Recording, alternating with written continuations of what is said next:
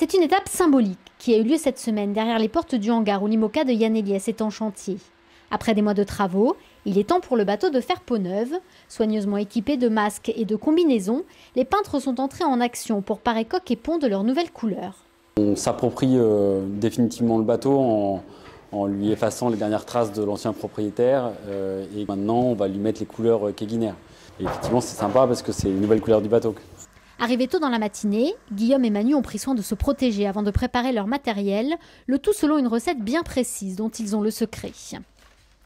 On a besoin de diluant, de durcisseur et puis de base, la couleur. On mélange le tout avec des proportions bien définies.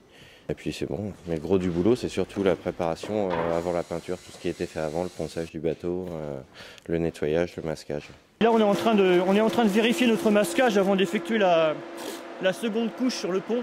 Parce que, en fait, avec le pistolet, il se produit beaucoup de vapeur. Donc on risque d'inclure de la peinture grise sur notre future préparation qui doit être en blanc. Donc il faut être super rigoureux sur le masquage et super propre au niveau de la poussière. Si le masquage est mal fait, la peinture sera peut-être jolie en brillance, mais il y aura des défauts sur les lignes. Le pont prêt à accueillir ces nouvelles couleurs, les deux peintres s'en sont donnés à cœur joie pour l'habiller d'une jolie robe grise. Et cette partie terminée, ils s'attaqueront à la coque et dès la semaine prochaine, des adhésifs seront posés. Le bateau semblera prêt à naviguer et pourtant, il faudra encore patienter avant de le voir quitter le chantier. C'est loin d'être fini parce qu'on a encore, nous, un gros chantier en cours qui est les nouvelles dérives. Donc ça, c'est un chantier qui dure maintenant depuis plusieurs semaines et qui va encore durer plusieurs semaines. À l'intérieur, il y a toujours des choses à faire. C'est des bateaux de course, donc dès qu'on peut modifier une chose, on la modifie tout en essayant d'améliorer. Enfin, c'est même pas essayer, c'est réussir.